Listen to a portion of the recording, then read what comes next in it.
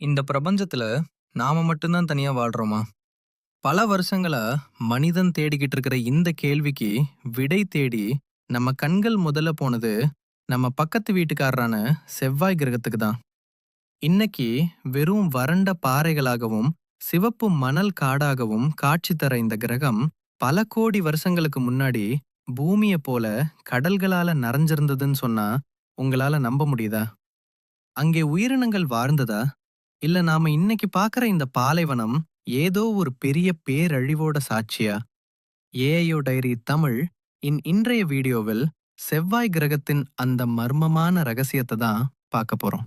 சுமார் 400 கோடி வருஷங்களுக்கு முன்னாடி இருந்த செவ்வாய் கிரகத்தை கற்பனை பண்ணி பாருங்க. அறிவியல் ஆய்வுகள் என்ன சொல்லுதுன்னா, அப்போதைய செவ்வாய் கிரகம் நம்ம பூமியை போல தான் இருந்தது. பூமியில இருக்கிற அட்லாண்டிக் பெருங்கடலை விட பெரிய கடல்கள் செவ்வாய் கிரகத்தோட வடபகுதியில இருந்திருக்கு. பிரம்மாண்டமான மலைகளிலிருந்து நதிகள் பாய்ந்து ஓடி இருக்கு. செவ்வாய் கிரகத்துல இருக்கிற வேலஸ் மெரினரிஸ் அப்படிங்கிற பள்ளத்தாக்க பார்த்திருக்கீங்களா? அமெரிக்காவோட கிராண்ட் கேனியனை விட 10 மடங்கு பெரிய இந்த பள்ளத்தாக்குல ஒரு காலத்துல பிரம்மாண்டமான நீர்வீழ்ச்சிகள் கொட்டி இருக்கும்னு நம்பப்படுது. தண்ணீர் எங்கெல்லாம் இருக்கோ அங்கெல்லாம் உயிரினங்கள் உருவாக 100% வாய்ப்பு இருக்கு.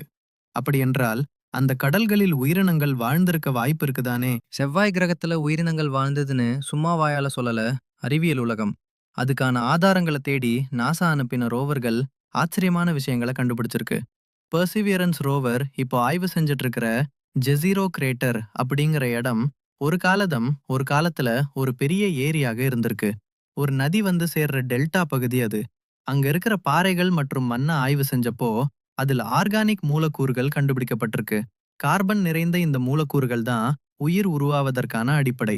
அது மட்டும் இல்லாம செவ்வாய் கிரகத்தோட வளிமண்டலத்துல அவ்வப்போது மீத்தேன் வாயுவோட அளவு மாறுபடுவது விஞ்ஞானிகளா ஆச்சரியப்படுத்துது. பூமியில 90% மீத்தேன் வாயு உயிரினங்கள் மூலமா தான் உருவாகுது. அப்போ செவ்வாய் கிரகத்தோட ஆழத்துல இன்னைக்கும் ஏதோ ஒரு நுண்ணுயிரிகள் ஒளிஞ்சிருக்கோ அப்படிங்கிற சந்தேகம் இதனால பலமாகுது. இவ்வளவு செழிப்பா இருந்த ஒரு கிரகத்துக்கு திடீர்னு என்னாச்சு? அது எப்படி இன்னைக்கு இருக்கிற நிலைக்கு மாறுச்சு? இதற்கு முக்கிய காரணம் செவ்வாய் கிரகத்தோட காந்தப்புலம் செயலிழந்ததுதான். பூமிக்கு இருக்கிற மாதிரி ஒரு பாதுகாப்பு கவசம் செவ்வாய் கிரகத்துக்கு இல்லாம போச்சு.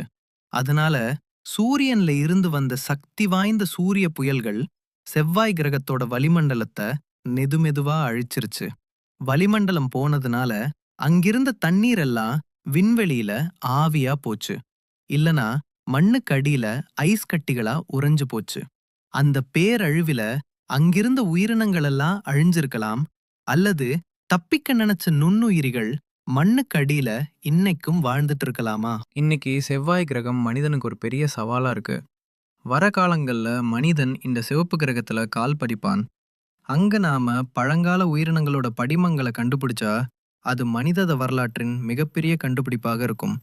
ஒருவேளை பூமி மட்டும் இல்ல, இந்த பிரபஞ்சம் முழுவதுமே உயிரினங்கள் பரவிருக்கு அப்படிங்கிற உண்மை அப்ப நமக்கு புரியும். ஏன் நம்ம மனிதர்களோட முன்னோர்கள் கூட செவ்வாய் கிரகத்திலிருந்து பூமிக்கு வந்தவங்களா இருக்கலாம்னு சில விசித்திரமான அறிவியல் கோட்பாடுகள் கூட இப்ப பேசப்படுது. நீங்க என்ன நினைக்கிறீங்க? செவ்வாய் கிரகத்துல இன்னைக்கும் உயிரினங்கள் வாழ வாய்ப்பு இருக்கா? உங்களோட கருத்துக்களை கீழே கமெண்ட் பண்ணுங்க. இந்த வீடியோ பிடிச்சிருந்தா லைக் பண்ணுங்க, உங்க ஃப்ரெண்ட்ஸுக்கு ஷேர் பண்ணுங்க. மறக்காம ஏஐயோ டைரி தமிழ் சேனலுக்கு சப்ஸ்கிரைப் பண்ணுங்க. அடுத்த ஒரு சுவாரஸ்யமான வீடியோவில் சந்திப்போம். நன்றி.